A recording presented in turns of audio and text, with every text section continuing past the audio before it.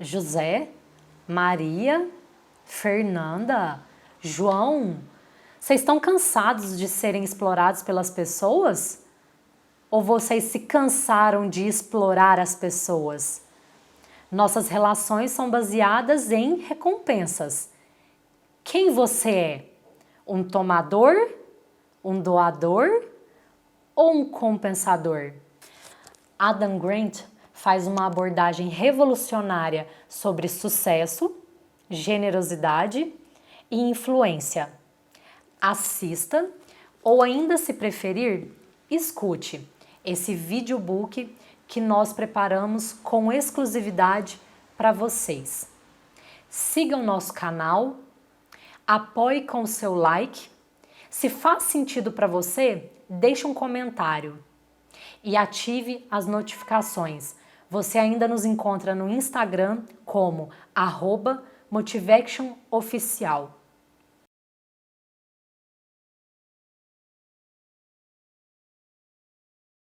Capítulo 4: Encontrando o Diamante Bruto. Fatos e ficções sobre reconhecimento de potencial. Quando tratamos uma pessoa como ela é, nós a tornamos pior do que já é. Quando a tratamos como se ela já fosse o que poderia ser, nós a transformamos no que ela deveria ser. Atribuído a Johann W. Goethe, escritor alemão. Quando Barack Obama chegou à Casa Branca, um repórter lhe perguntou qual era seu aplicativo favorito. Sem hesitar, Obama respondeu: o iRead, que tem meus livros, meus jornais, minha música, tudo em um só lugar. iRead, porém, não é um software. É alguém chamado Reggie Love, e ninguém teria adivinhado que ele se tornaria um recurso indispensável para o presidente Obama. Love era um atleta de destaque na Duke University, onde realizou o feito raro de atuar em posições-chave nos times de futebol americano e de basquete. Entretanto, depois de 2 anos de tentativas fracassadas de entrar na principal liga de futebol americano, logo após a formatura, decidiu mudar de rumo. Tendo estudado ciências políticas e administração pública em Duke, Love procurou um estágio no Congresso. Com antecedentes de esportista e pouca experiência de trabalho, acabou na sala de correspondências do gabinete de Obama no Senado. Depois de 1 ano, porém, com apenas 26 anos, Love foi promovido a assistente pessoal do então senador. Love trabalhava 18 horas por dia e já voou mais de 1,5 milhão de quilômetros com Obama. A capacidade dele de acumular tantas atribuições com tão poucas horas de sono é uma fonte de inspiração, disse Obama. Ele é um mestre no que faz. Quando Obama foi eleito presidente, um auxiliar observou que Love cuidava do presidente. Love se desdobrava para responder a todas as cartas que chegavam ao presidente. Sempre fiz questão de ter consideração pelas pessoas e demonstrar que eram ouvidas, disse-me. De acordo com um repórter, Love é conhecido pela gentileza excepcional e universal. Décadas antes, no estado natal de Love, na Carolina do Norte, uma mulher, Beth Trahan, resolveu voltar à escola para estudar contabilidade. Beth tinha 30 e poucos anos e números não eram seu forte. Na hora de fazer o exame da categoria CPA, Certified Public Accountant, ela estava convencida de que não seria aprovada. Além de ter dificuldade em matemática, enfrentava sérias limitações de tempo. Ao se dividir entre um emprego em tempo integral e a criação dos 3 filhos, 2 deles ainda bebês, que haviam contraído catapora 2 semanas antes da prova. Ela chegou ao fundo do poço. Ao passar todo um fim de semana estudando contabilidade de fundos de pensão, para depois concluir que sabia menos do que no começo. Ao sentar-se para fazer a prova, teve um ataque de pânico quando leu as perguntas de múltipla escolha. Deixou o local da prova desanimada, certa de que tinha sido reprovada. Numa segunda-feira de manhã, em agosto de 1992, o telefone de Beth tocou. A voz no outro lado da linha disse que ela havia conquistado a medalha de ouro no exame de CPA na Carolina do Norte. Sua primeira reação foi imaginar que alguém estivesse brincando com ela. Mais tarde, no mesmo dia, telefonou para a seção local do órgão de certificação para confirmar a notícia. Não era brincadeira. Beth alcançara a pontuação mais alta em todo o estado. Tempos depois, ficou de novo estupefata ao receber outro prêmio, o Elijah Watts-Sells Award for Distinctive Performance, concedido aos 10 primeiros classificados em todo o país, superando os resultados de outros 136.525 candidatos. Hoje, Beth é uma sócia muito respeitada da empresa de contabilidade Hudson, Pittman e Gupton, LLC, e recebeu diversos prêmios de liderança. Beth e Reggie Love tiveram experiências de vida drasticamente diferentes. Afora o sucesso profissional e as raízes na Carolina do Norte, porém, outro traço comum os une. C.J. Skander, uma lenda viva. Skander leciona contabilidade, mas chamá-lo de professor de contabilidade não lhe faria justiça.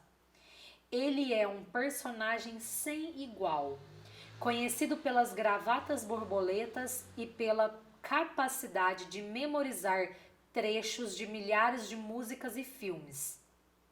Embora seja um verdadeiro mago com números, é impossível mensurar o impacto dele sobre os alunos. É tão procurado que tem permissão para lecionar ao mesmo tempo em 2 universidades. Ganhou mais de uma dezena de prêmios como professor.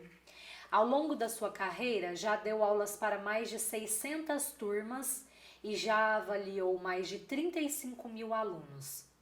Graças ao tempo que investe nos estudantes, desenvolveu o que talvez seja a sua capacidade mais importante: sua sensibilidade notável para identificar talentos. Em 2004, Love se matriculou no curso de contabilidade de C.J. Skander em Duke. Era um curso de verão de que Love precisava para se formar. Embora muitos professores o tivessem descartado como aluno mais dedicado aos esportes que aos estudos, Skander reconheceu o potencial de Love fora do atletismo. Assim, empenhou-se para envolver Love nas aulas e acabou descobrindo que a intuição dele estava certa e que pagaria dividendos. Eu não sabia nada de contabilidade antes de me matricular no curso de Skander, diz Love. E a base de conhecimentos fundamentais das aulas ajudou a me guiar rumo à Casa Branca. Na sala de correspondências de Obama, Love aplicou as noções sobre administração de estoques que adquirira no curso de Skander para desenvolver um processo mais eficiente na organização e digitalização do enorme volume de correspondências. Foi a primeira mudança que implementei, diz Love, o que impressionou o chefe de gabinete de Obama. Em 2011, Love deixou a Casa Branca para estudar em Wharton. Na época, enviou um e-mail a Skander. Estou no trem para Filadélfia, onde farei um programa de MBA executivo. E uma das principais matérias é contabilidade financeira.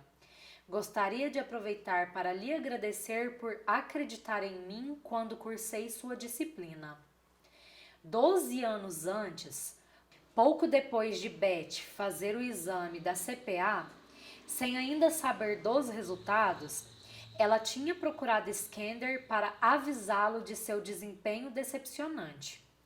Disse-lhe que estava certa de ter fracassado no exame, mas Skender confiava mais nela que ela própria e prometeu: se você não passar, pago a sua hipoteca. Mais uma vez ele estava certo, e não só a respeito de Beth.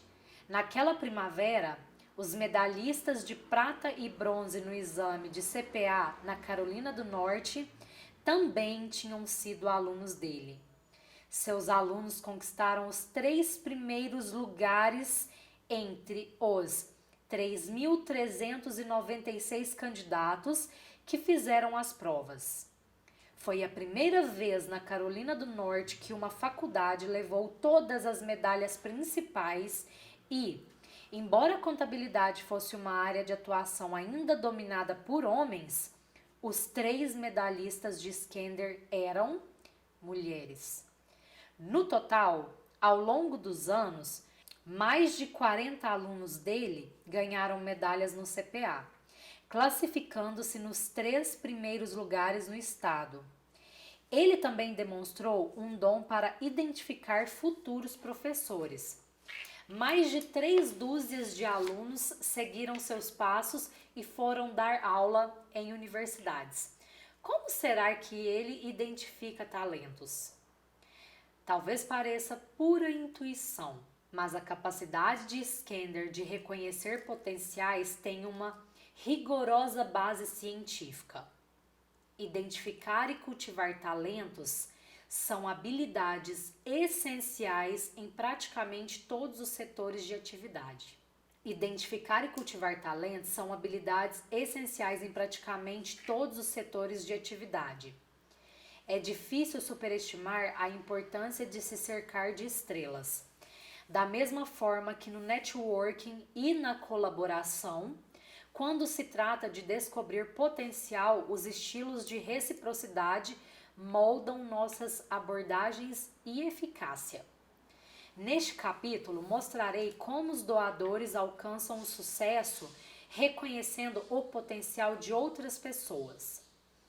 Além de estudarmos as técnicas de Skender, analisaremos como os caçadores de talentos detectam atletas de alto nível, como as pessoas acabam investindo demais em candidatos de baixo potencial e o que os grandes músicos dizem sobre seus primeiros professores. Mas o melhor ponto de partida é o contexto militar, no qual psicólogos passaram 3 décadas investigando o que é necessário para identificar os cadetes mais talentosos. Em busca das estrelas.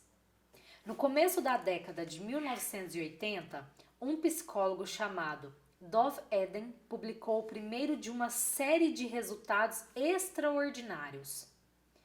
Ele conseguia prever quais soldados das Forças de Defesa de Israel, conhecido como FDI, apresentariam alto desempenho, mesmo antes de começarem a treinar. Depois de terminar o doutorado nos Estados Unidos, Eden emigrou para Israel e começou a realizar pesquisas com a FDI. Em um estudo, analisou avaliações abrangentes de quase 1.000 soldados na iminência de iniciar o treinamento em seus pelotões. Tinha os resultados dos testes de aptidão, as avaliações durante o treinamento básico e as referências dos comandantes anteriores. Usando somente essas informações, que haviam sido reunidas antes do começo do treinamento para as atuais funções, Eden era capaz de identificar um grupo de recrutas com alto potencial que poderiam se destacar. Nas 11 semanas seguintes, os treinadores se submeteram a testes que mediam a expertise deles e em táticas de combate, mapas e procedimentos operacionais comuns. Também demonstravam suas habilidades no manejo de armamentos, que era avaliada por especialistas. Os candidatos que Eden havia identificado no começo do programa como tendo alto potencial se saíram muito melhor que os colegas nos 3 meses seguintes. Alcançaram uma pontuação 9% mais alta nos testes de expertise e 10% mais alta no manejo de armamentos. Que informações Eden usava para detectar o pessoal de alto potencial? Se você fosse líder do pelotão nas FDIs, que características valorizaria mais em seus soldados? É bom saber que Eden se inspirou em um estudo clássico liderado por Robert Rosenthal, psicólogo de Harvard, que contou com o apoio de Lenore Jacobson, diretora de uma escola de ensino fundamental em São Francisco.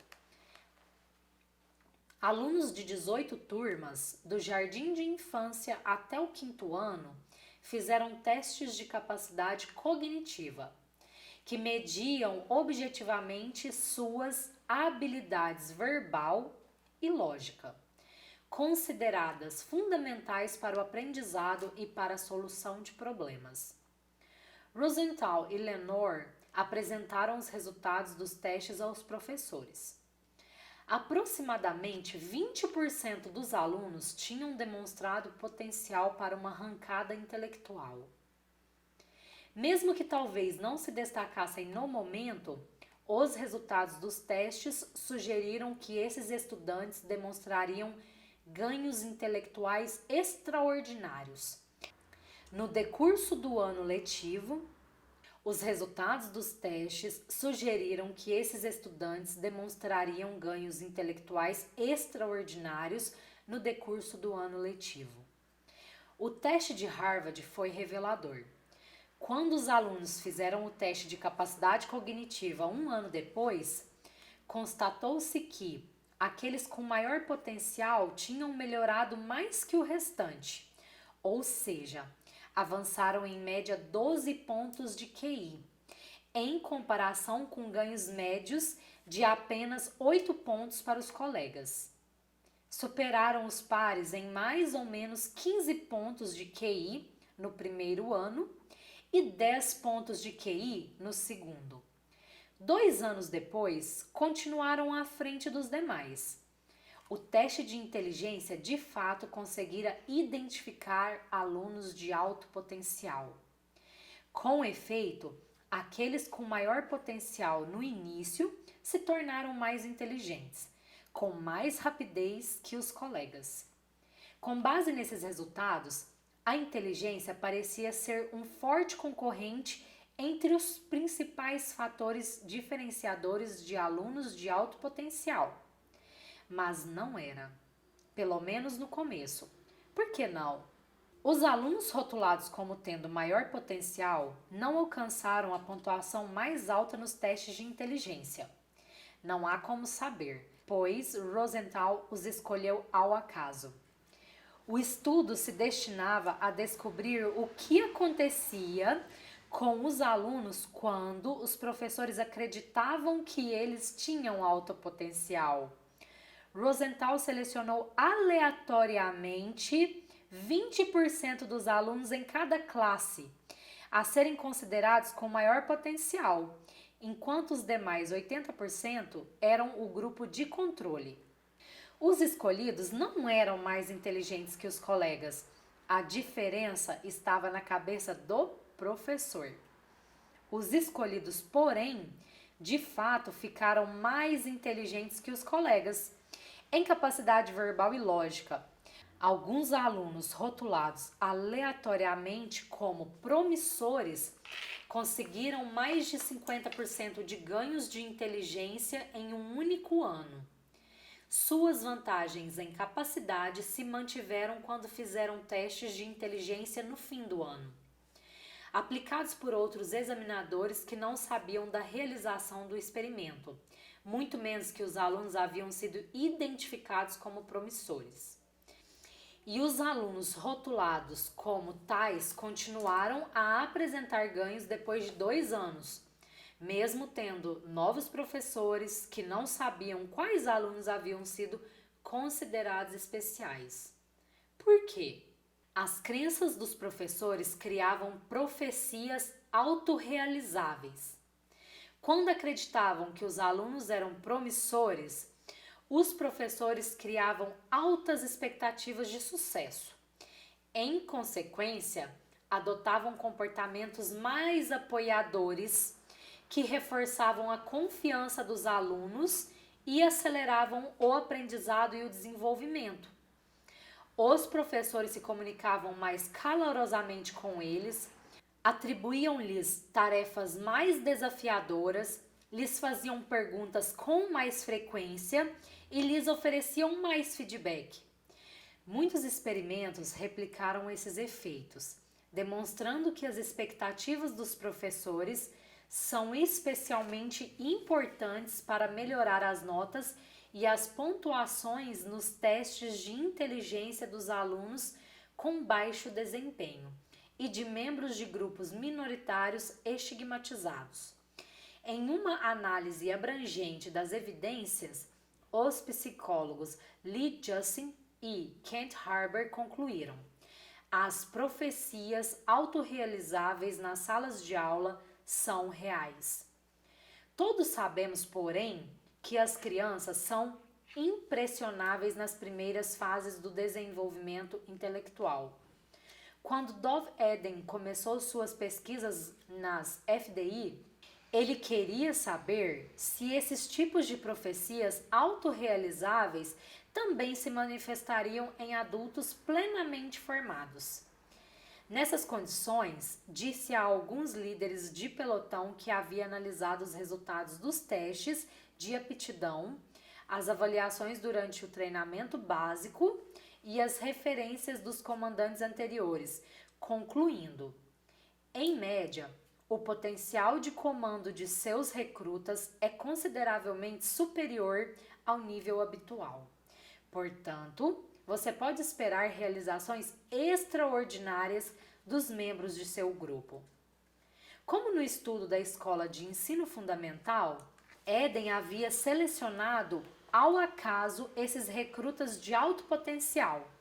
O objetivo era testar o efeito da crença dos líderes de que os treinandos eram promissores. Espantosamente, aqueles rotulados ao acaso como especiais apresentaram resultados muito superiores aos dos demais nos testes de expertise e nas avaliações de manejo de armas. A exemplo dos professores, os líderes de pelotão, ao acreditarem no potencial dos recrutas, passaram a agir de maneira que transformou em realidade o resultado esperado. Os líderes de pelotão que tinham altas expectativas em relação aos treinandos, lhes ofereceram mais ajuda, orientação na carreira e feedback. Quando os soldados erravam, em vez de assumir que não tinham capacidade, os líderes viam oportunidades para ensino e aprendizado. Os comportamentos apoiadores dos chefes reforçaram a confiança e a capacidade dos recrutas, predispondo-os e estimulando-os a alcançar um desempenho maior. As evidências demonstram que as crenças dos líderes podem catalisar profecias autorrealizáveis em muitos ambientes além do militar. O pesquisador de gestão Brian McNutt conduziu uma análise exaustiva de 17 estudos diferentes com quase 3.000 empregados em uma ampla variedade de empresas, desde instituições financeiras, passando por lojas de varejo, até fábricas em geral. Quando os gestores eram preparados para ver certos empregados como promissores, eles progrediam mais. McNatt concluiu que essas intervenções podem exercer um efeito bastante poderoso sobre o desempenho. Ele estimula os gestores a reconhecer a possível força e influência de demonstrar um interesse genuíno e uma fé autêntica no potencial dos funcionários, e adotar práticas que apoiem as pessoas e transmitam essa crença, aumentando a motivação e os esforços alheios e ajudando-os a alcançar todo o seu potencial. Alguns gestores e professores já internalizaram essa mensagem. Sempre veem grande potencial nas pessoas, sem que ninguém tenha dito a eles para agir assim. Raramente esse é o caso dos tomadores, que tendem a confiar pouco. Como assumem que todos são também tomadores, cultivam expectativas baixas em relação ao potencial dos colegas e subordinados. Pesquisas demonstram que os tomadores têm dúvidas sobre as intenções alheias, monitorando de perto possíveis pistas de que os outros possam prejudicá-los e tratando-os com suspeita e desconfiança. Essas baixas expectativas desencadeiam um círculo vicioso, restringindo o desenvolvimento e a motivação daqueles ao seu redor. Mesmo quando ficam impressionados com a capacidade e a motivação de alguém, os tomadores tendem a ver essas pessoas como mais uma ameaça, o que os deixa menos propensos a apoiá-la e a desenvolvê-la. Em consequência, os tomadores raramente adotam os tipos de comportamento que reforçam a confiança e promovem a evolução dos colegas e subordinados. Os compensadores dispõem de melhores condições para inspirar profecias autorrealizáveis. Como valorizam a reciprocidade, ao constatarem que um colega ou subordinado demonstra alto potencial, eles respondem à altura, desdobrando-se para apoiar, encorajar e desenvolver o colega ou subordinado promissor. O erro deles, porém, consiste em esperar sinais de alto potencial. Como tendem a jogar com segurança, em geral só oferecem ajuda quando veem demonstrações de talento. Em consequência, perdem oportunidades para aprimorar pessoas que, de início, não se destacam. Os doadores não ficam à espera de indícios promissores. Como costumam ser confiantes e otimistas em relação às intenções alheias, os líderes, gestores ou mentores desse tipo enxergam potencial em todas as pessoas. Como padrão, começam encarando o outro como um talento latente. Esse foi o atributo que permitiu a C.J. Scander desenvolver tantos alunos brilhantes. Ele não tem nenhuma capacidade especial para reconhecer indivíduos talentosos. Simplesmente parte do princípio de que todos têm qualidades e tenta trazer à tona o melhor de cada um. Na visão de Scander, cada aluno que entra na sala de aula é um diamante bruto, e se garimpar, lapidar e polir, ele descobre potencial onde outros só percebem deficiências, o que deflagrou uma série de profecias autorrealizáveis. Polindo o diamante bruto. Em 1985, uma aluna de Scander chamada Mary Arcuri prestou o exame da CPA. Ela não estava muito acostumada com aquele tipo de prova e não passou na primeira tentativa. Poucos dias depois, recebeu uma carta de Scander. Ele escreveu para todos os alunos que haviam feito o exame, cumprimentando os que passaram e encorajando os que fracassaram. Mary guarda a carta até hoje. Abre aspas. Seu marido, sua família e seus amigos a amam por causa da bela pessoa que você se tornou, não por causa do seu desempenho num exame. Lembre-se disso. Concentre-se. Quero o melhor para você. Você vai superar isso. Mary, escrevo em todas as minhas provas. O principal objetivo já foi atingido com a sua preparação para esse exame. Não é o sucesso que mede os seres humanos, mas o esforço.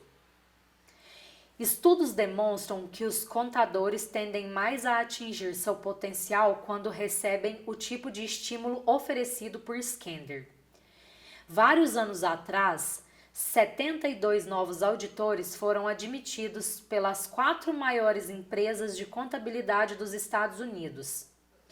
Metade dos auditores, escolhidos ao acaso, recebeu informações indicando que tinha alto potencial de sucesso.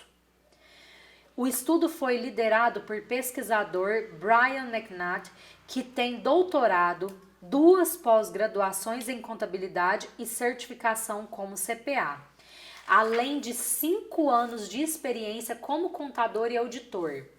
McNutt leu os currículos dos auditores que haviam sido selecionados aleatoriamente para acreditar no próprio potencial. McNutt leu os currículos dos auditores que haviam sido selecionados aleatoriamente para acreditar no próprio potencial. Em seguida, reuniu-se com cada um deles e os informou de que tinham sido contratados depois de um processo seletivo extremamente competitivo, que a administração tinha expectativas altas quanto ao sucesso deles e que eles mostravam capacidade para superar desafios e alcançar o topo. 3 semanas depois, McNutt enviou-lhes uma carta reforçando a mensagem. Durante 1 mês, os auditores que haviam recebido esse tratamento especial de McNutt conseguiram avaliações de desempenho mais altas que as do grupo de controle, cujos membros nunca se reuniram com McNutt nem receberam aquela carta.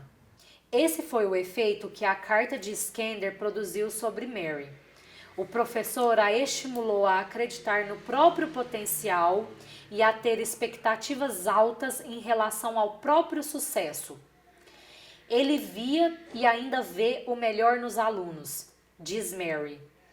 Ela fez o exame outra vez e passou em 2 sessões, restando-lhe ainda 2.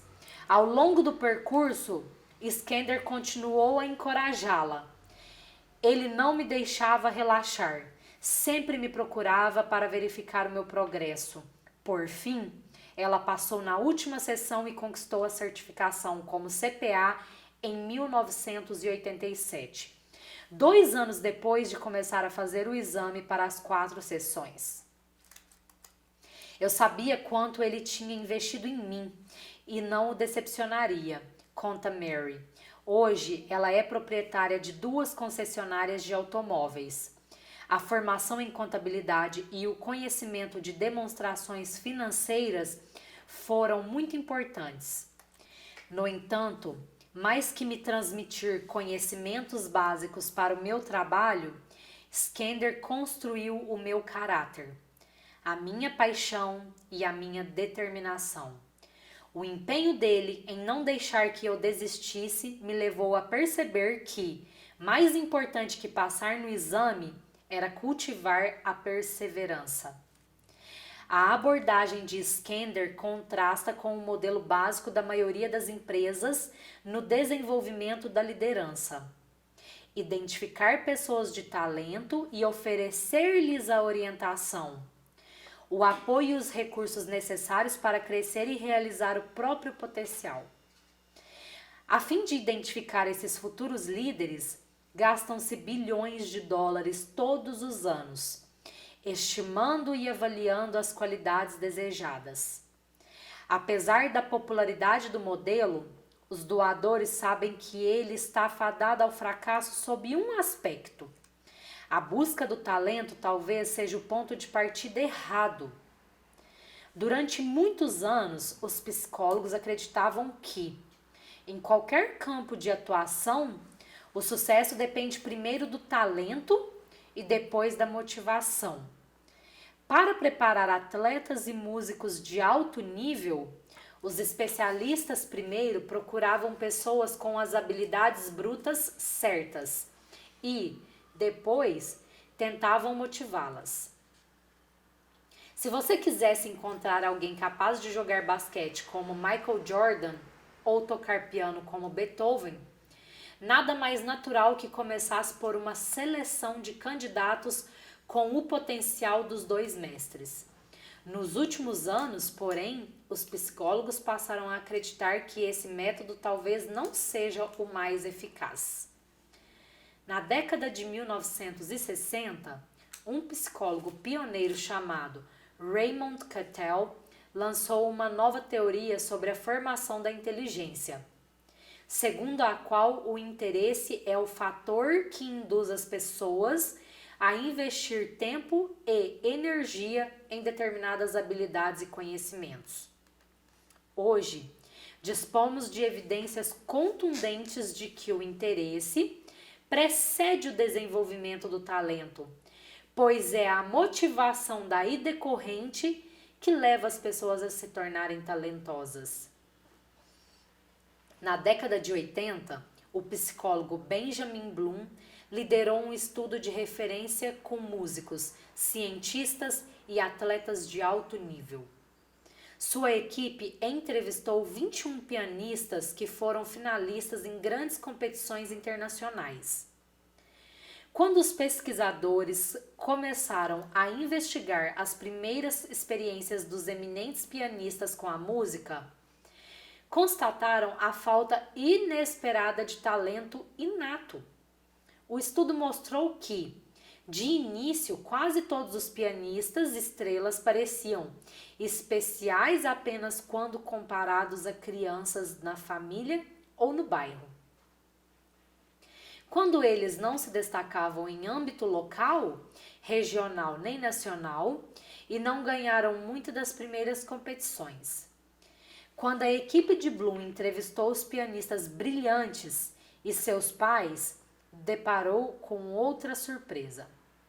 Os músicos não começaram a aprender com professores de piano notáveis. Quase sempre tiveram as primeiras aulas com alguém que morava nas imediações.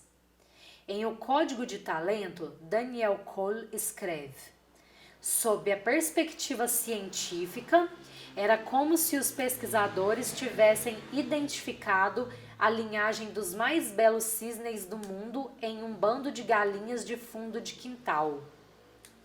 Com o passar do tempo, mesmo sem a ajuda de um grande mestre no começo da carreira, os pianistas conseguiram se tornar os melhores músicos do mundo, alcançando a maestria por praticarem muito mais que os colegas.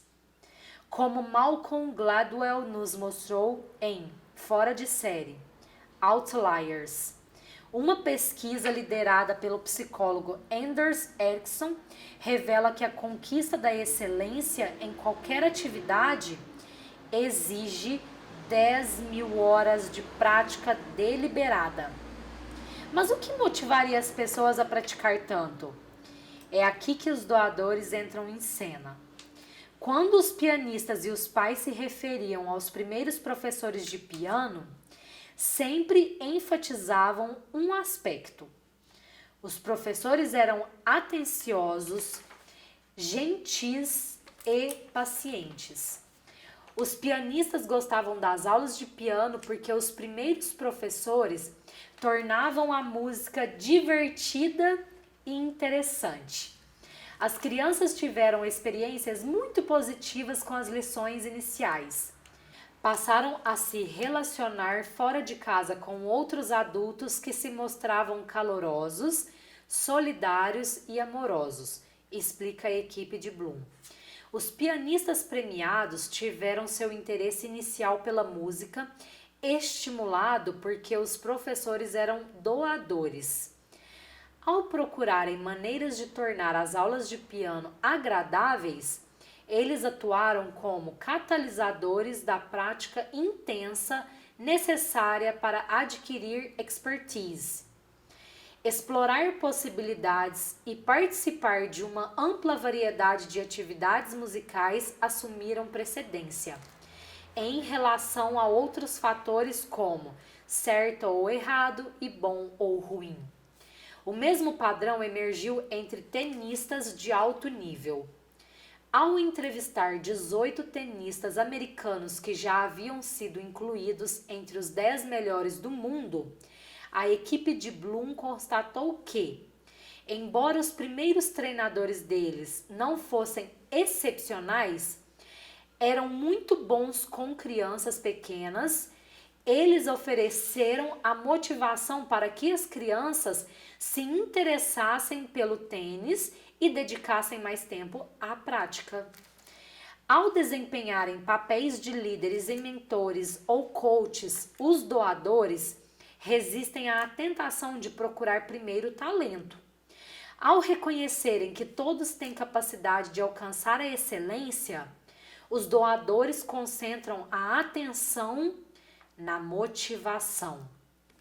Em geral, os tenistas do estudo haviam tido como primeiro treinador alguém que se interessava especialmente pelo desenvolvimento deles como jogadores de tênis, diz a equipe de Bloom. Quase sempre porque considerava a criança motivada e disposta a trabalhar com empenho, não por causa de quaisquer aptidões físicas notáveis. Na turma de contabilidade, a busca de motivação e de ética no trabalho, em vez de apenas capacidade intelectual, é parte do que tornou C.J. Skender tão bem-sucedido no reconhecimento de talentos. Quando apostou que Beth passaria no exame de CPA, não o fez porque ela se destacasse em contabilidade, mas sim porque percebeu o afinco com que a aluna trabalhara todo o semestre. Ao reconhecer que Reggie Love era promissor, enquanto outros os descartaram como aluno mais dedicado aos esportes que aos estudos, baseou-se na percepção de que o jovem era esforçado e sempre se preparava para as aulas, explica o professor. Ele se interessava em aprender e se aprimorar. Ao encorajar Mary, Skender foi induzido pela constatação de que ela era a pessoa mais envolvida e mais dedicada que eu já conhecera. Sua persistência a destacava.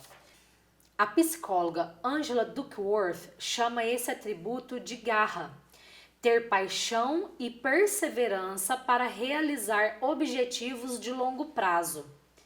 As pesquisas dela mostram que, acima da inteligência e da aptidão, as pessoas com garra, pela intensidade dos interesses, do foco e do impulso, alcançam um desempenho muito melhor.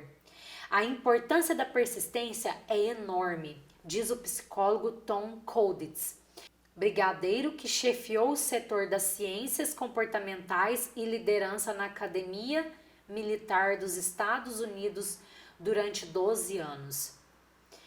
Embora, em média, apenas 12% dos oficiais do Exército sejam selecionados para posições de alto comando, os antigos alunos de Tom Colditz eram escolhidos na proporção de 75%, o que ele atribui em grande parte a selecionar pessoal com base na garra. É como George Anders escreve em Você é bom o suficiente para pertencer a esta equipe? Não se pode banalizar a motivação. Evidentemente, o talento inato também importa, mas quando se tem um grupo de candidatos acima do limiar do potencial necessário, a garra é um fator importante que prevê até que ponto poderão realizar seu potencial. Eis porque os doadores se concentram em pessoas com garra. É com elas que se conseguem o retorno mais elevado para seus investimentos, ou seja, o impacto mais significativo e duradouro. E além de investir tempo na motivação de pessoas com garra, doadores como Skender, para começar, se empenham em cultivar a garra em todos.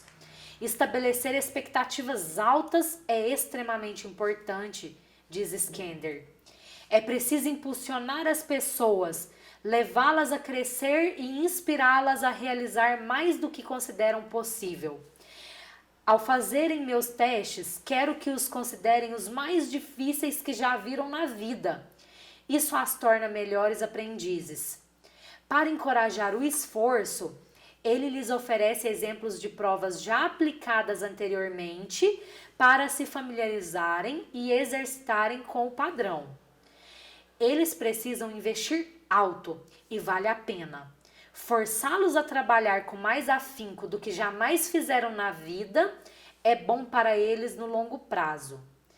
Uma das chaves para reforçar a garra é tornar a tarefa a ser executada mais interessante e motivadora. No estudo de Bloom, de maneira geral, os músicos e os atletas talentosos, de início, eram ensinados por doadores, ou seja, professores que gostavam de crianças e as recompensavam com elogios, sinais de aprovação e até balas quando faziam algo de errado. Esses professores eram extremamente encorajadores, entusiasmavam-se com o talento e com o que tinham que ensinar a esses jovens. Em muitos casos, tratavam-nos como se fossem amigos da família.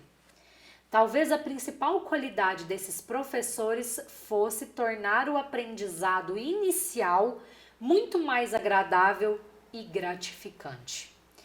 Essas descrições também se aplicam a Skender. À primeira vista, ele parece se encaixar no estereótipo de um contador. Mas em várias fases da vida, Skender pensou em ser DJ, músico, ator, apresentador e comediante. Quem assiste às aulas dele logo percebe que ele não desistiu de todos esses sonhos, seguindo sua natureza compulsiva e seu gosto eclético. Ele pontua o curso com exercícios divertidos para manter o envolvimento dos alunos, tocando músicas no início de cada aula e atirando balas aos primeiros alunos que gritam as respostas certas. Se você quer envolver o público, se realmente pretende chamar atenção, tem que conhecer o mundo em que vivem, a música que ouvem, os filmes que veem. Explica. Para a maioria desses jovens, estudar contabilidade é como fazer um tratamento de canal. Quando me ouvem citar Usher ou CeeLo Green, porém, eles dizem para si mesmos: "Uau! Será que aquele velho gordo de cabelos brancos entende disso?" Essa reação indica que foram fisgados. Ao despertar o interesse dos alunos pela contabilidade, Skender acredita que os tornará mais propensos a investir o tempo e a energia necessários para dominar a disciplina. Quando se pensa em fazer um curso difícil, diz Reggie Love, persistir é um desafio. CJ conseguia torná-lo interessante e, em consequência, eu acabava trabalhando com mais afinco. Ele alcançou a nota máxima no curso de Skender. David Moulds, ex-aluno de Skender, que trabalha no Google, vai mais longe ao afirmar que Skender ajuda todos os alunos e pessoas que conhece de todas as maneiras possíveis. Ele continua, abre aspas, sacrifica centenas de horas da vida pessoal para provocar impacto na vida de alunos e ensinar ao máximo de pessoas possível. Ele se desdobra para fazer com que cada pessoa se sinta especial. Nem sempre o investimento dá o retorno esperado. Como veem talento em todos, os doadores acabam investindo muito tempo em encorajar e em desenvolver as pessoas para que realizem seu potencial. Esses investimentos nem sempre dão retorno. Alguns candidatos carecem de talento bruto. Outros não sustentam a paixão nem mantêm a garra indispensáveis. Skender, certa vez, escreveu mais de uma centena de cartas de recomendação para uma aluna que se candidatava a programas de pós-graduação fora da área de contabilidade. No primeiro ano, ela foi rejeitada por todas as instituições em que se inscrevera, mas resolveu tentar de novo. Diligentemente, ele reescreveu as cartas. Depois de nova rejeição, ele revisou as referências à estudante pelo terceiro ano seguido. Finalmente, depois de 3 séries de tentativas, sugeriu-lhe procurar um caminho diferente. Se Skender fosse mais tomador ou compensador, não teria desistido mais cedo, economizando o próprio tempo e o da aluna? Será que os doadores não investem demais em pessoas com muita paixão, mas pouca aptidão? Como gerenciar suas prioridades para se concentrar mais nas pessoas promissoras e menos nas pouco promissoras? Para descobrir, não há alternativa melhor que observar o basquete profissional e a campanha de recrutamento anual da NBA, que testa talentos no cenário internacional. O falecido Stu Inman é lembrado como o homem que cometeu os 3 piores erros da seleção na história da liga. Em 1972, o Portland Trail Blazers participou pela primeira vez da campanha de recrutamento. Inman atuava como diretor de pessoal dos jogadores e selecionou o pivô LaRue Martin, que veio a se revelar decepcionante, alcançando a média de apenas 5 pontos e 4 rebotes por jogo, em 4 temporadas com o time. Ao escolher Martin, Inman relegou 2 dos melhores jogadores da história da NBA. Um deles foi Bob McAdoo, que fez mais pontos na primeira temporada do que Martin em toda a carreira. McAdoo foi escolhido como calouro do ano. 2 anos depois, recebeu o título de jogador mais valioso da NBA. Nos 14 anos de carreira na liga, McAdoo se destacou 2 vezes como maior pontuador. Jogou em 2 times campeões e participou de 5 times All-Star. Naquela campanha, Inman também perdeu Julius Erving, selecionado em 12º lugar. Erving acabou levando os times dele a 3 campeonatos, atuando em 16 times All-Star e tornando-se um dos 5 maiores cestinhas da história do basquete profissional. McAdoo e Erving são membros do Hall da Fama do basquete. 12 anos mais tarde, depois de ser promovido a gerente-geral do Blazers, Stu Inman teve a chance de se redimir. Na campanha de recrutamento da NBA de 84, Inman ficou com a 2ª escolha. Selecionou outro pivô, Sam Bowie, com mais de 2,13 metros, embora fosse atlético e coordenado, arremessava, passava e roubava a bola, para não mencionar as interceptações de lançamentos e as conquistas de rebotes. Mas Bowie nunca realizou seu potencial. Ao se aposentar do basquete, a ESPN o considerou a pior escolha na história do esporte profissional dos Estados Unidos. Em 2003, a Sports Illustrated, da qual Bowie fora capa anos antes, taxou-o de 2º maior fiasco das campanhas de recrutamento na história da NBA, perdendo apenas para LaRue Martin. Ao escolher Bowie em 2º, Inman deixou passar um ala armador da Carolina do Norte chamado Michael Jordan. Com a 3ª escolha, o Chicago Bulls selecionou Jordan e o resto é história. Depois de ser o calouro do ano, Jordan acumulou 6 campeonatos, 10 títulos de maior pontuador e 11 prêmios de jogador mais valioso, além de compor 14 times All-Star e alcançar uma média de pontos mais alta que a de qualquer outro jogador. Foi considerado pela ESPN o maior atleta dos Estados Unidos do século XX. Inman reconheceu o potencial de Jordan, mas o Blazers já tinha 2 bons alas armadores. Como precisava de um pivô, selecionou Sam Bowie. Com essa escolha, não só perdeu Michael Jordan, também deixou passar Charles Barkley e John Stockton. dois futuros integrantes do Hall da Fama. As preferências de Inman por Martin em detrimento de McAdoo e Irving e por Bowen em lugar de Jordan, Barkley e Stockton já haviam sido muito ruins. Mas a escolha de jogadores de basquete profissional é, na melhor das hipóteses, uma ciência imperfeita. E até os melhores gestores e técnicos cometem erros. Pior ainda foi o Blazers ter ficado com ambos os jogadores por mais tempo que o razoável. Manteve LaRue Martin durante 4 temporadas e, quando resolveu vendê-lo, ele praticamente já não valia mais nada. Não conseguiu nem mesmo trocá-lo por outro jogador. Acabou cedendo-o em troca de futuras considerações ao Seattle Supersonics, time que dispensou Martin antes mesmo do início da temporada. E assim acabou a carreira de Martin como jogador de basquete.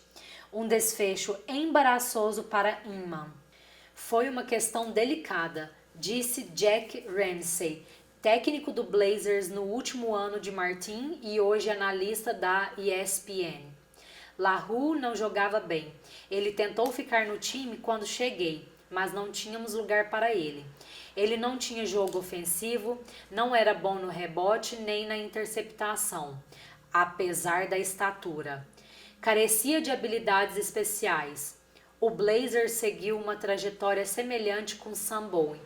Em 89, depois de 5 campeonatos sem brilho, finalmente o time o negociou com o New Jersey Nets. Por que o Blazers segurou Sam Bowen e LaRue Martin durante tanto tempo? Stu Inman era muito conhecido como doador. Depois de jogar basquete na faculdade e de treinar equipes de escolas de ensino médio durante anos, Inman fez a escalada para times universitários e acabou tornando-se treinador-chefe da San Jose State University. Nessa função, Inman parecia priorizar os interesses dos jogadores em vez do próprio sucesso. Um dos melhores recrutas de Inman foi Tommy Smith, atleta excepcional que chegou a San Jose State como velocista e jogador de futebol americano e de basquete. Como no time de basquete de calouros, Smith era o principal cestinha e reboteador. No ano seguinte, começou a praticar com o time da universidade, sob a orientação de Inman. Um dia, Smith entrou na sala de Inman e disse que deixaria o basquete para se concentrar na corrida. Pensei que ele explodiria comigo, escreve Smith, mas ele respondeu: "Tudo bem, Tom, compreendo." Apertou a minha mão e me disse que não deixasse de procurá-lo sempre que quisesse e que eu sempre seria bem-vindo se mudasse de opinião. Foi a melhor coisa do mundo para mim. Para Inman, porém, não foi. A velocidade de Smith poderia ter contribuído muito para que a equipe de basquete de San Jose State. Poucos anos depois, em 1968, Smith conquistou a medalha de ouro olímpica nos 200 metros rasos, estabelecendo um novo recorde mundial. Mas Inman quis o melhor para Smith. Além de concordar com a saída dos principais talentos, Inman recebia bem jogadores que tinham garra, mesmo que não tivessem habilidade. Quando um jogador branco e magro chamado Terry Murphy tentou entrar no time da universidade, Inman respeitou a própria ética de trabalho e o recebeu. Murphy se lembra de ter sido um dos piores jogadores que Inman já treinara. Fiz apenas 4 pontos durante o ano inteiro. Apesar do mau desempenho, Inman disse a Murphy: "Nunca o cortarei do time. Você é entusiasmado e joga com garra, além de ser um cara legal." Inman sempre dava conselhos a quem o procurasse, por pior que fosse o jogador, escreve Wayne Thompson, repórter que cobriu o Blazers durante toda a época de Inman. Era algo que ele não conseguia evitar. Ensinar em qualquer nível, sobre qualquer assunto, é a coisa mais gratificante que você pode fazer, disse Inman a Thompson. Adoro ver a expressão no rosto dos alunos quando vivem a experiência pela primeira vez. Fico empolgado só de constatar o avanço no processo de aprendizado. Depois que formava uma opinião positiva sobre os jogadores, Inman ficaria tão empenhado em prepará-los e em desenvolvê-los a ponto de investir em jogadores pouco talentosos, desde que estivessem motivados. Na sala de aula, C.J. Skander pôde se dar ao luxo de se dedicar aos alunos que demonstravam interesse e vontade. Uma vez que tem condições de ensinar e orientar um grande número de alunos por semestre, no basquete profissional, no entanto, assim como na maioria das organizações, apostar no potencial de uma pessoa significa preterir outras. Inman se empenhou em desenvolver LaRue Martin e Sam Bowie. Se fosse mais tomador, não parece óbvio que teria admitido as perdas com muito mais rapidez, passando a se concentrar em outros jogadores? No momento em que percebesse que não estavam contribuindo para o sucesso do time, sem dúvida alguém mais tomador não sentiria qualquer responsabilidade pelos dois. E se Inman fosse mais compensador, não estaria mais propenso a deixá-los ir? Certamente um compensador ficaria frustrado com a falta de retorno dos seus investimentos em Martin e Bowie. Nesses termos, talvez pareça que os doadores têm mais dificuldade em mudar de posição, mas na realidade ocorre exatamente o oposto. Os doadores são menos propensos ao erro de investir demais nas pessoas. E ser um doador evitou que Stu Inman cometesse equívocos muito mais graves. Comprometimento. Barry Stoll é um professor renomado de comportamento organizacional da Universidade da Califórnia em Berkeley e passou a carreira tentando compreender por que as pessoas tomam mais decisões nas organizações. Em um estudo, Stoll e Ha Huan coletaram dados sobre os mais de 240 jogadores que foram selecionados nas primeiras 2 rodadas do recrutamento da NBA entre 1980 e 1986. Na esperança de detectar o efeito que a posição no recrutamento exercera sobre a carreira do jogador, para tanto, avaliaram o desempenho do jogador sob diferentes critérios técnicos: pontuação, pontos por minuto, porcentagens de cestas de campo e de lances livres, vigor, rebotes e interceptações por minuto, e rapidez, passes e roubadas de bola. Stoll e Hong controlaram o desempenho dos jogadores sob todos esses critérios, assim como quanto a contusões e doenças, qualquer que fosse a posição, armador, ala ou pivô, e a qualidade da equipe com base nos registros de vitórias e derrotas.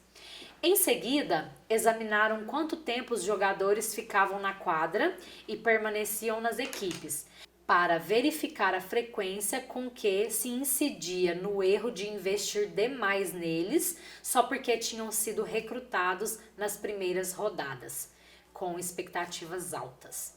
Os resultados produziram uma conclusão devastadora. Os times não desistiam de suas grandes apostas. Insistiam nos jogadores recrutados nas primeiras rodadas, dando-lhes mais tempo de jogo e recusando-se a negociá-los, mesmo no caso de desempenho insatisfatório. Para cada avanço de uma posição na prioridade de recrutamento, os jogadores ficavam, em média, na segunda temporada, 22 minutos a mais em quadra, além de continuarem recebendo investimentos maiores dos times até a 5ª temporada, quando cada posição a mais na prioridade de recrutamento significava mais 11 minutos em quadra. E para cada avanço de uma posição na prioridade de recrutamento, os jogadores se tornavam 3% menos sujeitos a serem negociados. Esse estudo é um caso clássico do que Stoll denomina escalada do comprometimento com uma decisão anterior que não deu certo. Nas últimas 4 décadas, amplas pesquisas lideradas por Stoll mostram que, quando o investimento inicial de tempo, energia e recursos não corresponde às expectativas, os investidores correm o risco de aumentá-lo. Jogadores de pôquer que perderam tudo acreditam que, se jogarem mais uma rodada, poderão recuperar as perdas ou até levar uma bolada. Empreendedores em dificuldade acham que, se injetarem mais um pouco de recursos nas startups, poderão dar a virada. Quando o investimento não produz o retorno previsto, tendemos a investir mais, mesmo que o valor esperado seja negativo. Os economistas explicam esse comportamento com base em um conceito conhecido como falácia do custo irrecuperável. Quando estimamos o valor de um investimento futuro, temos dificuldade de ignorar o que já investimos no passado. Para descobrir por que e quando a escala de comprometimento se manifesta, pesquisadores de Michigan State University analisaram 166 estudos. Os custos irrecuperáveis realmente exercem um efeito. Os responsáveis por decisões favorecem os investimentos passados, mas 3 outros fatores são mais poderosos. É a antecipação do arrependimento. Será que vou lamentar não ter dado outra chance a esse projeto? O segundo é a conclusão do projeto. Se continuar investindo, concluirei tudo. Mas o fator isolado mais importante é a ameaça ao ego. Se eu parar de investir, parecerei e me sentirei tolo.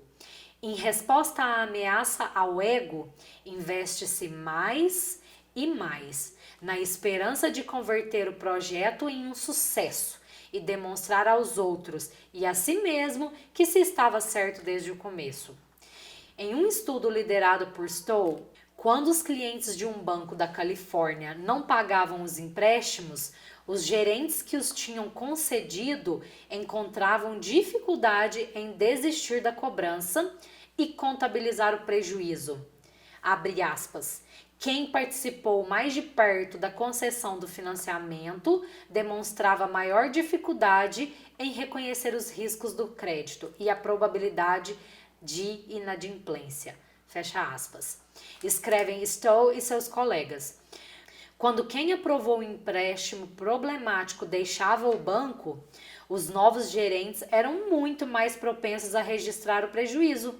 Como os novos gerentes não tinham responsabilidade pessoal pelos empréstimos inadimplentes, seus egos não estavam sob ameaça, o que não os compelia a justificar as decisões originais.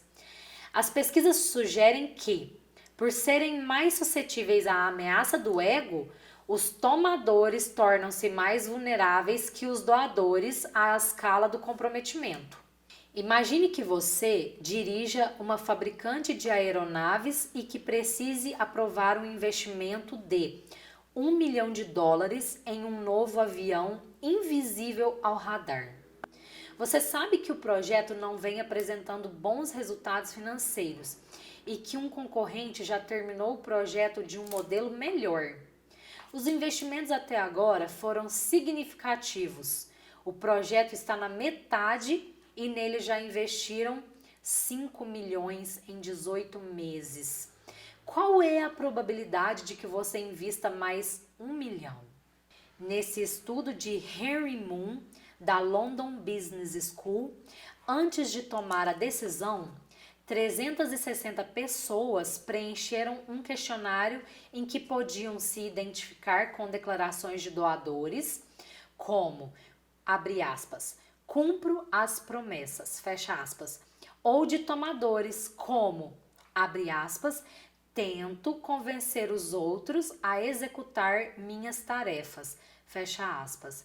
Os tomadores se mostraram muito mais propensos que os doadores a investir mais de $1 milhão. Eles se sentiam responsáveis por um investimento que não estava dando certo e se empenhavam mais em proteger o orgulho e em salvar as aparências. Bruce e Audrey, professores da South Carolina University, explicam: embora para a organização em si talvez seja melhor abandonar o projeto, essa decisão acarretaria custos pessoais significativos para quem o aprovou. Por exemplo, perda da mobilidade na carreira, danos à reputação como gestor. Como a escalada do comprometimento possibilita que o responsável pela decisão mantenha oculta a possibilidade de fracasso, esse comportamento é racional, do ponto de vista do tomador. Os doadores, por outro lado, se mostraram interessados primeiramente em proteger os outros e a organização, estando, portanto, mais dispostos a admitir os erros iniciais e a atenuar seu comprometimento com o projeto. Outros estudos mostram que as pessoas efetivamente tomam decisões mais sensatas e criativas quando levam em consideração o bem-estar alheio. Quando decidem com o foco mais voltado para si mesmas, tendem a se sujeitar mais à ameaça ao ego e muitas vezes a sofrer na tentativa de encontrar a solução ideal em todas as dimensões possíveis. Já quando o foco se concentra nos outros, como ocorre naturalmente com os doadores, é provável que se preocupem menos com o ego e com detalhes triviais, para observar o panorama geral e priorizar o que importa mais para os outros. Compreendendo essa realidade, vale a pena rever a história de Stu Inman. Como doador, embora se sentisse comprometido com os jogadores que havia recrutado primeiro, ele achava que tinha uma responsabilidade maior com a equipe. Stu era uma pessoa gentil, que levava em conta os sentimentos alheios, disse-me Wayne Thompson, mas nunca permitiu que isso influenciasse suas escolhas. Se não achasse que o jogador poderia se sair bem, dispensava-o e lhes desejava sorte, concluiu. Inman não foi o responsável por manter Sam Bowie no time. Ele deixou o Blazers em 1986, não mais que 2 anos depois de recrutar Bowie. Um tomador talvez tivesse continuado a defender a má decisão, mas Inman admitiu o erro de escolher Bowie em vez de Jordan. Todos os olheiros consideravam Bowie a melhor resposta para nossos problemas, e eu concordei com eles, revelou Inman, mas foi um erro. Inman tampouco aumentou seu comprometimento com LaRue Martin. Embora o Blazers houvesse mantido Martin durante 4 temporadas, Inman e seus colegas agiram com rapidez em resposta ao seu desempenho. Na primeira temporada, quando já havia sinais nítidos de que Martin estava aquém do esperado, um tomador lhe teria dado mais tempo de jogo, na tentativa de justificar tê-lo escolhido em lugar de Bob McAdoo e Julius Erving. Mas não foi o que aconteceu. Os Blazers escalou para a posição de pivô e reforçando Lloyd Neal com apenas 2 metros, deixando Martin como reserva. Na temporada de estreia, a média de Martin na quadra foi inferior a 13 minutos por jogo, em comparação com 32 minutos de McAdoo e 42 minutos de Erving. Na segunda temporada, Martin continuou a apresentar mau desempenho e, em vez de se comprometer ainda mais com ele, dando-lhe mais tempo em quadra, o Blazers deixou-o menos tempo em quadra, abaixo dos 11 minutos por jogo, enquanto McAdoo jogava 43 minutos e Erving mais de 40. Inman e seus colegas conseguiram vencer a tentação de manter a aposta em Martin.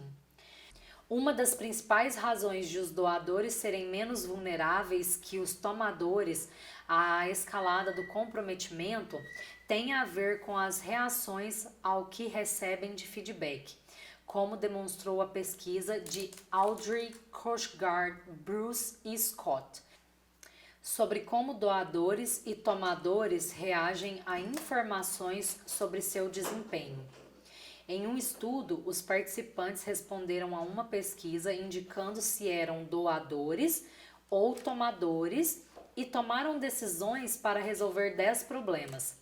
Depois, todos os participantes receberam pontos pelo próprio desempenho e sugestões para delegar autoridade nas decisões.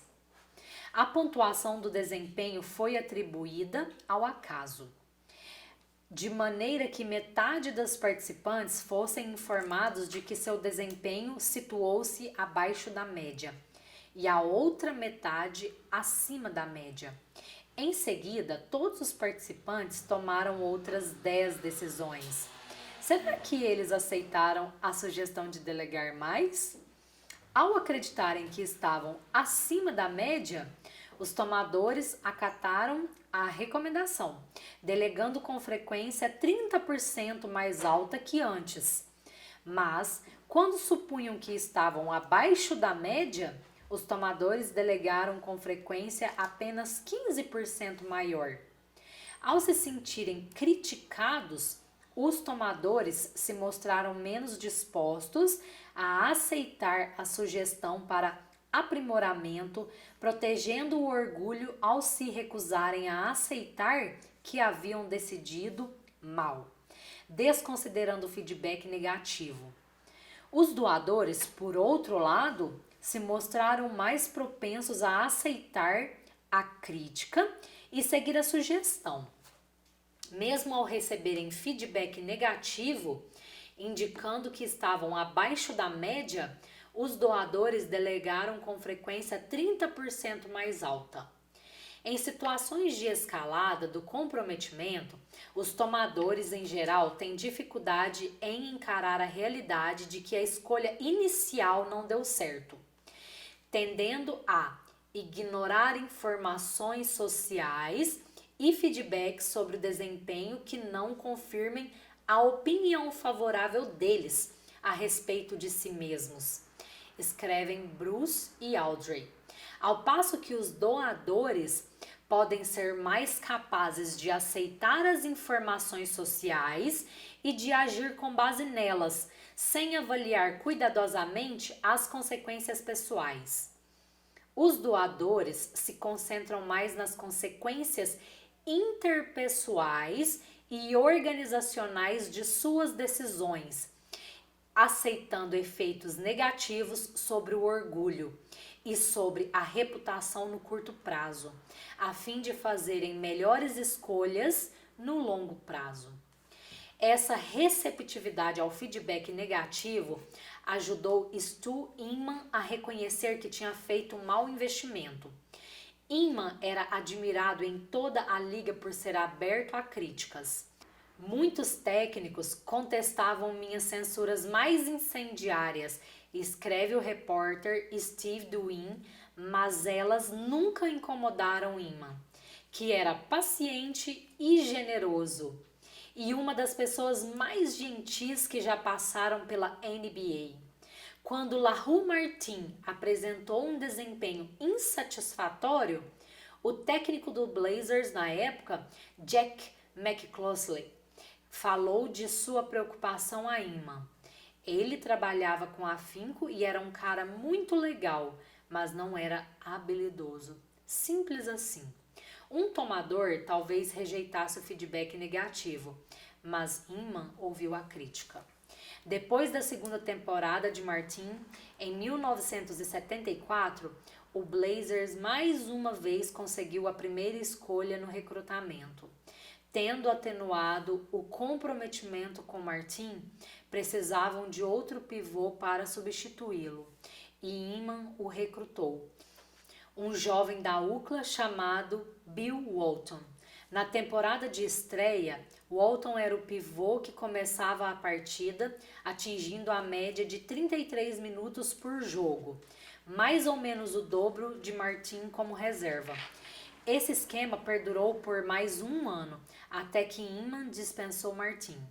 A temporada seguinte foi a de 1976 a 1977, quando Walton levou o Blazers à conquista do campeonato da NBA, vencendo o Philadelphia Sixers, então liderado por Julius Erving.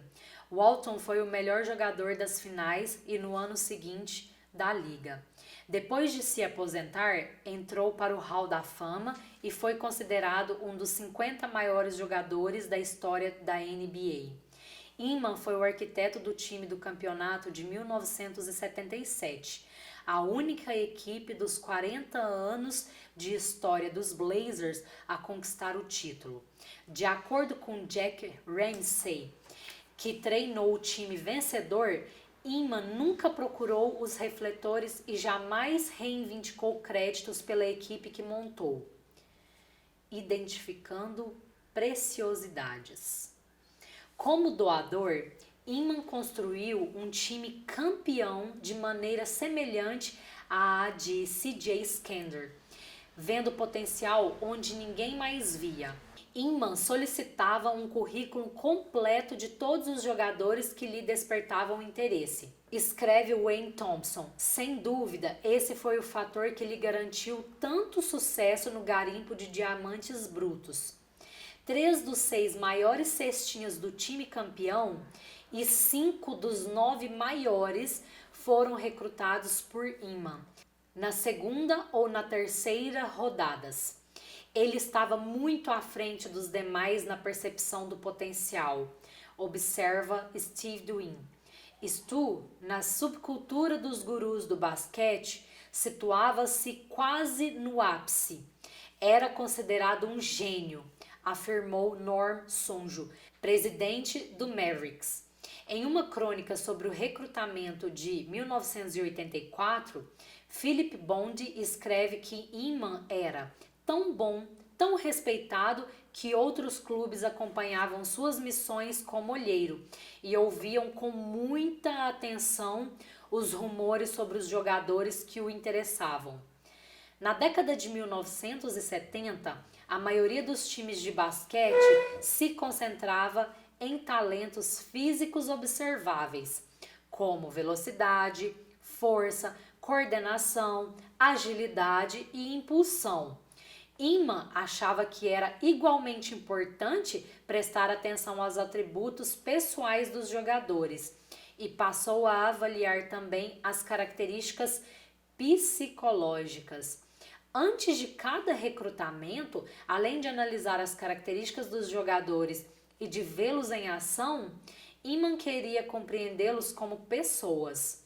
Observava-os de perto durante o aquecimento para ver a intensidade com que trabalhavam e conversava com os técnicos, familiares, amigos e professores sobre questões de motivação, mentalidade e integridade. De acordo com o jornal Oregonian, Inman construiu sua reputação ao descobrir jogadores subavaliados. O olho dele para talentos era tão intenso quanto seu sentimento pelas pessoas. Ele queria jogadores cujo caráter e inteligência tivessem o mesmo alto nível de suas habilidades físicas. Em 1970, Inman foi trabalhar com o Blazers, uma equipe então novata na NBA, como olheiro-chefe de talentos. Naquele verão, realizou um teste aberto para que os candidatos comprovassem suas habilidades. Em parte, foi um evento de relações públicas para aumentar a vibração do público com o basquete. Mas Inman também estava em busca de jogadores que tivessem sido ignorados por outros times. Ninguém que participou do teste aberto foi aproveitado, mas o fascínio de Inman por candidatos improváveis daria frutos vários anos depois. Em 1975, com a 25ª escolha, na segunda rodada do recrutamento, Inman selecionou um ala pouco conhecido, Bob Gross. Técnicos e fãs acharam que foi um erro. Gross jogara basquete na faculdade, em Seattle, alcançando a média de 10 pontos por jogo, e em seguida transferiu-se para Long Beach State, onde regrediu para a média de apenas 6,5 pontos no primeiro ano. A história do basquete universitário e profissional de Bob Gross foi que ninguém o percebia, escreveu Frank Coffey em um livro sobre o Blazers, até que realmente começaram a observá-lo com mais cuidado.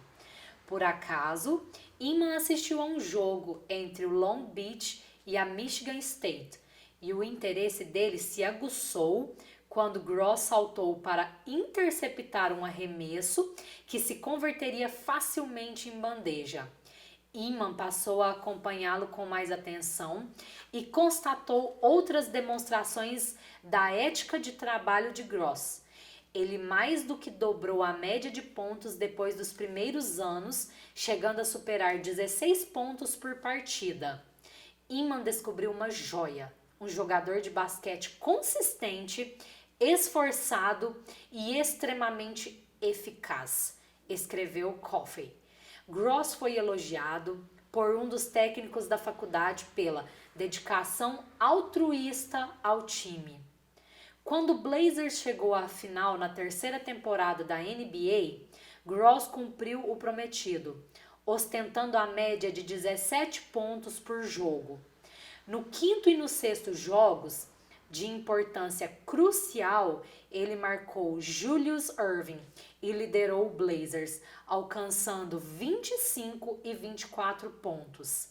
De acordo com Bill Walton, Bob Gross era a graxa do time, fazia-o fluir. Bob corria sem parar, armava e defendia. Sem ele, Portland não ganharia o campeonato. Inman reconhecia que os doadores eram subavaliados por muitos times, uma vez que não monopolizavam os refletores nem abusavam das jogadas mais espetaculares. A filosofia dele era: mais importante que o jogador é hoje é o que ele pode se tornar. É isso que lhe permitirá crescer.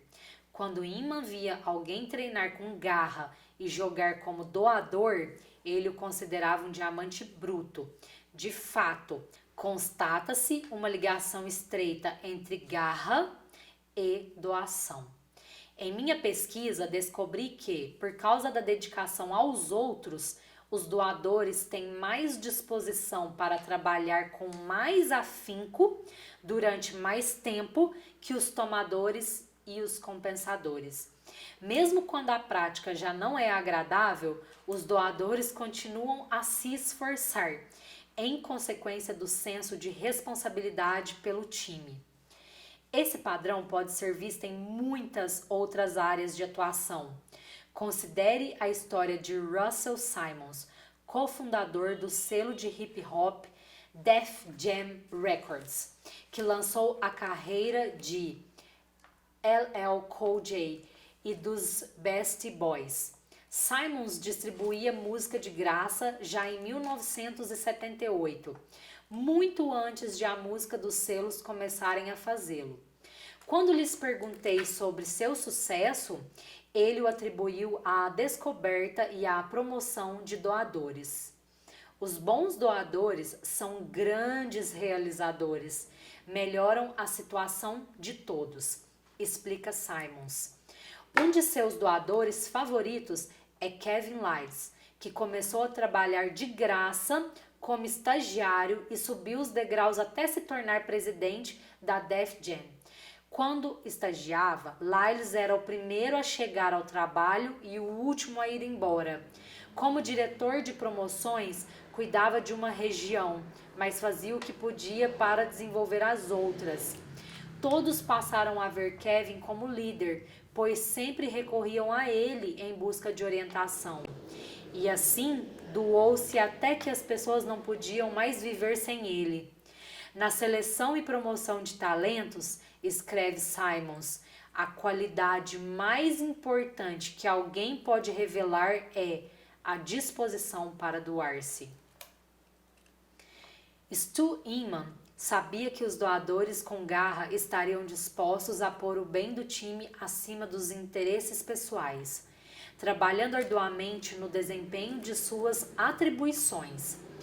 No lendário recrutamento de 1984, depois de selecionar Sam Bowl, Inman ficou com um ala chamado Jerome Kersey na segunda rodada, 46ª escolha. Kersey vinha de Longwood College, faculdade pouco conhecida da Virgínia, mas progrediu e se tornou um excelente jogador da NBA. Um gestor esportivo de Longwood disse que Kersey tinha a melhor ética de trabalho que já vira, o que levou Inman a ter sido uma das principais pessoas da NBA a reconhecer o potencial dele.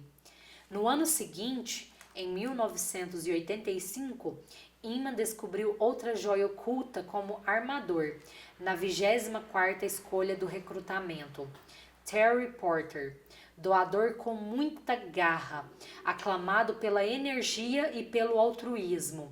Ele participou de 2 times All-Star com o Blazers e atuou em 17 temporadas da NBA. Em 1993, conquistou o J. Walker Kennedy Citizenship Award, prêmio concedido anualmente ao jogador, técnico ou treinador que demonstre serviços e dedicação notáveis à comunidade. Além de distribuir ingressos de jogos a crianças carentes e de promover festas de formatura sem drogas e álcool, Porter fez muitas doações a instituições beneficentes dedicadas aos jovens, trabalhando em parceria com Jerome Kersey, ex-colega de equipe. Talvez o melhor investimento de Inman tenha ocorrido no recrutamento de 83, quando o Blazers exerceu a 14ª escolha. Inman selecionou o armador Clyde Drexler, que havia sido preterido por outros times por não ser considerado um arremessador muito forte. Embora tenha sido o 5º armador escolhido, Drexler é hoje considerado por muita gente a grande descoberta do recrutamento de 83. Ele superou o desempenho de todos os outros jogadores selecionados naquele ano, alcançando uma média superior a 20 pontos por jogo em toda a carreira, além de ter sido um único jogador daquele recrutamento a ser escolhido para um time All-Star, a participar dos Jogos Olímpicos e a entrar no Hall da Fama. Ao se aposentar, Drexler juntou-se a lendas como Oscar Robertson e John Havlicek, por ter sido o 3º jogador da história da NBA a completar mais de 20.000 pontos, 6.000 rebotes e 3.000 assistências. Como Walton, Drexler foi considerado um dos 50 maiores jogadores de todos os tempos. De que maneira teria Inman intuído que Drexler seria uma estrela dessa magnitude quando muitos outros times o relegaram? Como doador, Inman se mantinha aberto a conselhos e opiniões. Na San Jose State, Inman conheceu Bruce Ogilvie, pioneiro na psicologia dos esportes. Na época, a maioria dos gestores e dos técnicos evitava psicólogos, encarando a dita ciência com ceticismo. Alguns profissionais julgavam irrelevante a avaliação psicológica, enquanto outros a viam como uma ameaça à sua condição de especialista. Enquanto os tomadores em geral se empenham em sobressair como os mais inteligentes, os doadores são mais receptivos à sabedoria alheia, mesmo que ela questione suas próprias crenças. Inman recebeu de braços abertos os métodos, solicitando que os jogadores passassem por avaliações extensas antes do recrutamento. Os dois trabalharam para avaliá-los quanto a altruísmo, desejo de alcançar o sucesso, disposição para perseverar, receptividade ao treinamento e dedicação ao esporte. Por meio dessas avaliações, Inman desenvolvia um conhecimento profundo das tendências dos jogadores em termos de garra e doação. Outros times da NBA faziam análises psicológicas dos candidatos a recrutamento, mas nenhum com a extensão em que as aplicávamos, disse Inman. Você tinha que apostar no talento do jogador antes de considerá-lo para avaliação. Mas esse era um barômetro confiável da probabilidade de realização do potencial dele. Quando Ogilvy avaliou Drexler, Inman ficou impressionado com seu perfil psicológico. Então, entrevistou os técnicos que o tinham visto jogar em Houston e daí surgiu um tema consistente. Drexler jogava como doador. Ele era a cola do time. Fiquei impressionado com a reação quase unânime dos outros técnicos da liga, explicou Inman.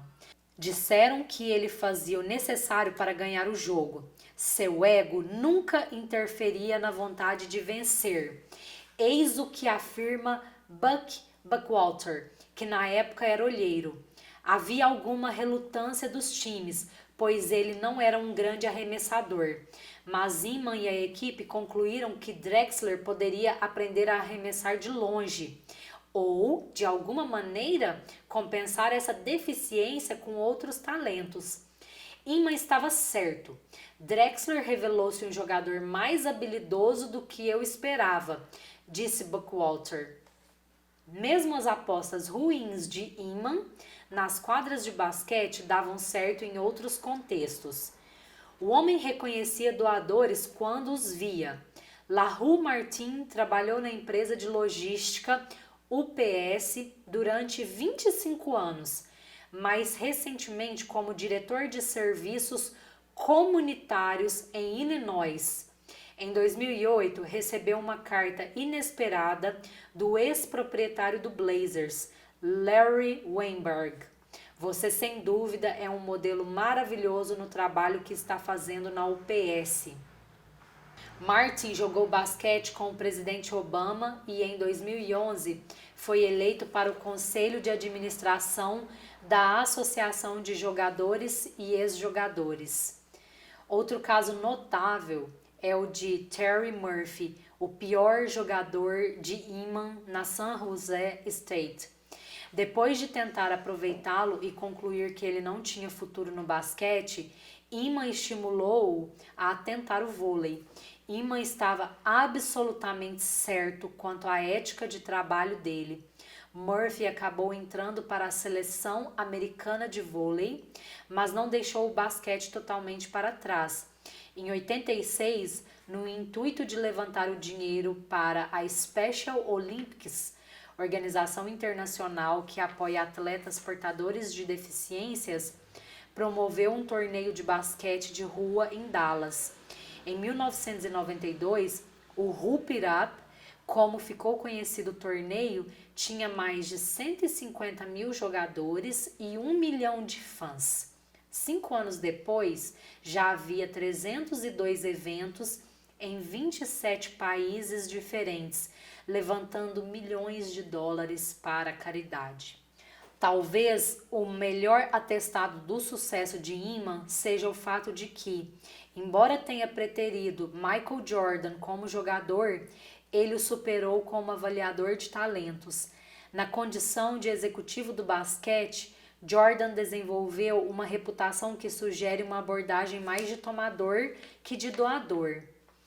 Essa tendência já se manifestava nas quadras, onde era tido como egocêntrico e egoísta. O próprio Jordan um dia observou que, para ser bem-sucedido, é preciso ser egoísta. Os técnicos pisavam em ovos ao lhe dar feedback construtivo. Além disso, no discurso de admissão no Hall da Fama, Jordan foi muito criticado por agradecer a poucas pessoas e por depreciar quem duvidou dele.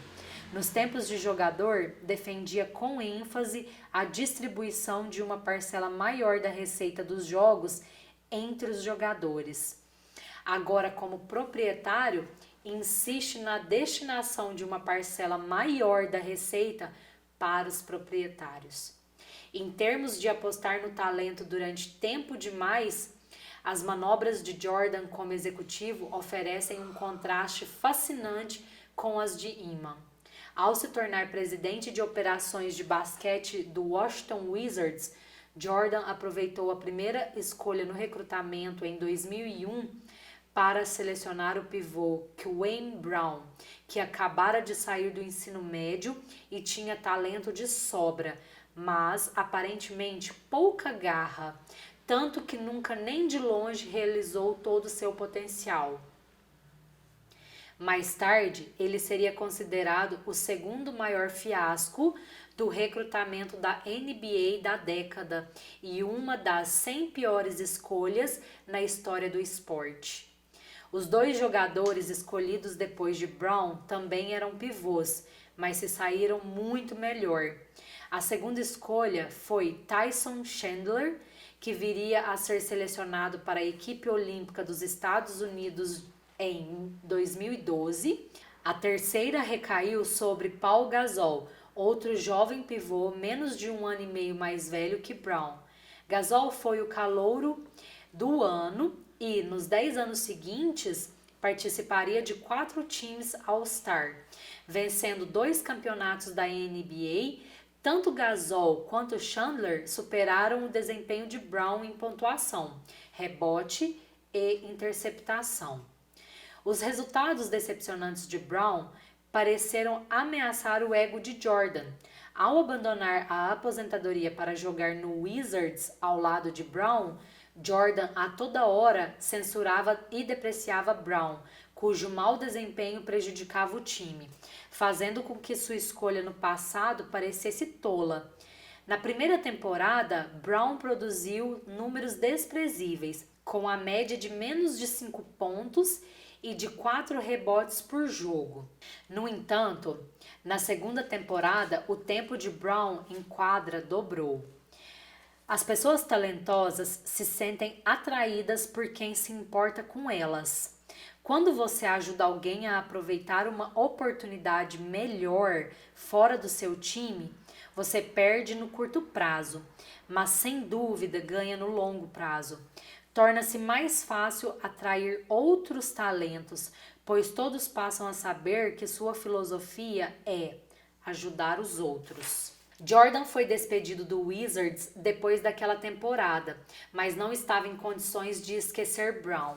Quase 10 anos depois, em 2010, Brown assinou um contrato com o Charlotte Bobcats, de propriedade de ninguém menos que Michael Jordan.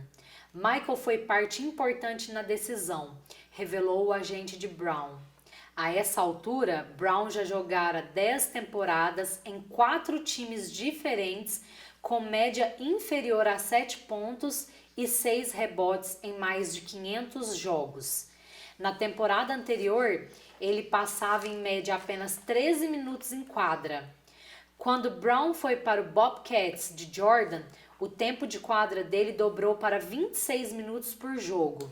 O time lhe deu mais minutos do que ele havia jogado nas 2 temporadas anteriores juntas. Mesmo assim, continuava avançando pouco, alcançando 8 pontos e 7 rebotes. Jordan queria dar a Kwame outra oportunidade, disse o agente de Brown. Um doador teria admitido o erro e virado a página, mas Jordan ainda tentava reverter os resultados do mau investimento. Adoro Michael, mas ele não fez um bom trabalho, diz o amigo e ex-colega de equipe olímpica Charles Barkley. Sob a direção de Jordan, em 2012, o Bobcats terminou com a pior porcentagem de vitórias na história da NBA. Por outro lado, os times de Iman alcançaram níveis de sucesso surpreendentes. Além de montar o time de 1977, que avançou do último lugar para a conquista do título em apenas um ano com muitos desconhecidos, As escolhas de Inman nos recrutamentos transformaram o Blazers em uma equipe vencedora. Situação que perdurou nos anos seguintes. Depois de ele deixar o Blazers, em 86, o time progrediu sob a liderança de Drexler, Porter e Kersey. As 3 joias ocultas, descobertas por Inman em 3 anos consecutivos, levaram o Blazers às finais 2 vezes. Mais uma vez, ele recebeu poucos créditos.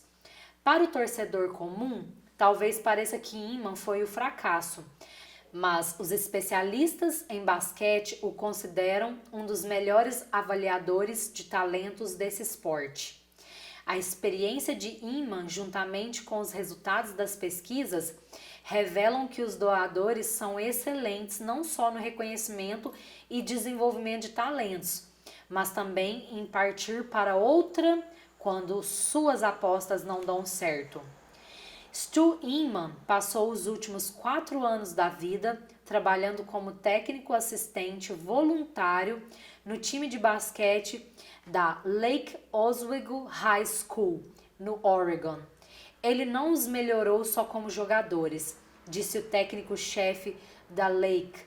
Stu ajudou a preparar um jovem jogador chamado Kevin Love, que veio a realizar o potencial que Sam Bowie e LaRue Martin nunca concretizaram.